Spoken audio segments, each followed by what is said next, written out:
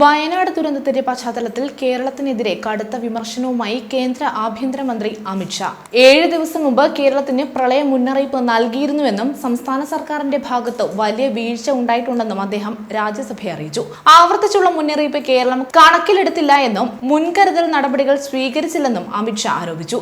July 23-ന് ഇത് സംബന്ധിച്ച മുന്നറിയിപ്പ് കേരളത്തിന് നൽകിയെന്നാണ് അമിത് ഷാ പാർലമെന്റിൽ അറിയിച്ചത്. വയനാട്ടിലെ മുണ്ടക്കയിലുണ്ടായ ഉരുൾപൊട്ടലിൽ മരണസംഖ്യ ഉയരുകയാണ്. നിരവധി പേർക്ക് പരിക്കേൽക്കുകയും ചെയ്തു. വയനാട്ടിൽ ഉരുൾപൊട്ടൽ ഉണ്ടാകുന്നതിന് ഒരാഴ്ച മുമ്പ് തന്നെ പിണറായി വിജയന്റെ നേതൃത്വത്തിലുള്ള കേരള സർക്കാരിന് കേന്ദ്രം മുന്നറിയിപ്പ് നൽകിയിരുന്നുവെന്നാണ് ആഭ്യന്തരമന്ത്രി അവകാശപ്പെടുന്നത്. കൂടാതെ സംസ്ഥാനത്ത് കനത്ത മഴ പ്രവചിച്ചതിനെ തുടർന്ന് കേന്ദ്രം 9 NDRF സംഘങ്ങളെ അവിടേക്ക് അയച്ചിരുന്നുവെന്നും പറയുന്നുണ്ട്. 9 NDRF സംഘങ്ങളെ കേരളത്തിലേക്ക് നേരത്തെ അയച്ചിരുന്നു. കേരള സർക്കാർ യഥാസമയം ആളുകളെ ഒഴിപ്പിച്ചില്ല എന്നും അമിത് ഷാ രാജ്യസഭയിൽ പറഞ്ഞു. പ്രകൃതി ദുരന്തങ്ങളെക്കുറിച്ച് കുറഞ്ഞത് 7 ദിവസം മുൻപെങ്കിലും മുന്നറിയിപ്പ് നൽകാൻ കഴിയുന്ന ലോകത്തിലെ 4 രാജ്യങ്ങളിലൊന്നാണ് ഇന്ത്യയെന്നും ആഭ്യന്തരമന്ത്രി കൂട്ടിച്ചേർത്തു. ഈ വിഷയത്തിൽ രാഷ്ട്രീയം പാടില്ലെന്നും ആഭ്യന്തരമന്ത്രി പറയുകയുണ്ടായി. കൂടാതെ സുരക്ഷാ ക്രമീകരണം ഒരുക്കുന്നതിലുണ്ടായ കാലതാമസമാണ് ദുരന്ത വ്യാപ്തിക്ക് കാരണമെന്നും അമിത് ഷാ പറഞ്ഞു.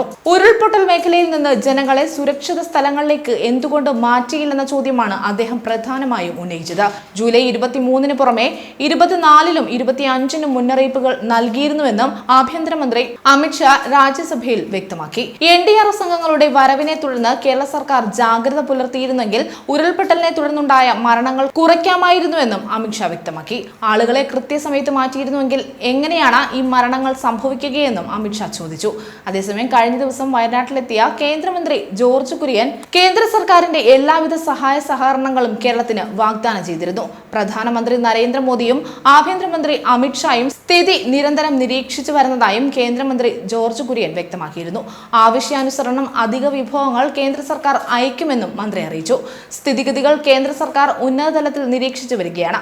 ആഭ്യന്തര മന്ത്രാലയത്തിന്റെ 2 കൺട്രോൾ റൂമുകളും നിലവിലെ സാഹചര്യം നിരീക്ഷിക്കുകയും സംസ്ഥാനത്തിന് സാധ്യമായ എല്ലാ സഹായം നൽകുകയും ചെയ്യുന്നുണ്ടെന്നും മന്ത്രി വ്യക്തമാക്കിയിരുന്നു. അതേസമയം ഉറ്റവരെ നഷ്ടപ്പെട്ടതിന്റെ മാനസികാഘാതത്തിലാണ് മുണ്ടക്കൈ ചൂരമല നിവാസികൾ.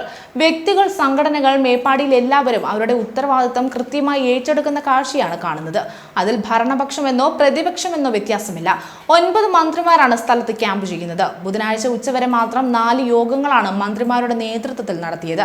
അനുഭവം നൽകുന്ന ഗുണപാഠമാണ് ദുരന്തമുഖത്ത് ഉദ്യോഗസ്ഥർക്കടക്കം സഹായകരമാകുന്നത്. മേപ്പാടി പഞ്ചായത്തിലെ ദുരന്തമുണ്ടായ മേഖലകളിലും അതിനു മുകളിലുള്ള വീടുകളിലും കൃത്യമായ മുന്നറിയിപ്പ് നൽകിയിരുന്നുവെന്നും കുറെ പേർ മുന്നറിയിപ്പ് പാലിച്ചതുകൊണ്ട് ദുരന്തത്തിൽ നിന്നും രക്ഷപ്പെട്ടുവെന്നും ചിലരെല്ലാം അത് അവഗണിച്ചു.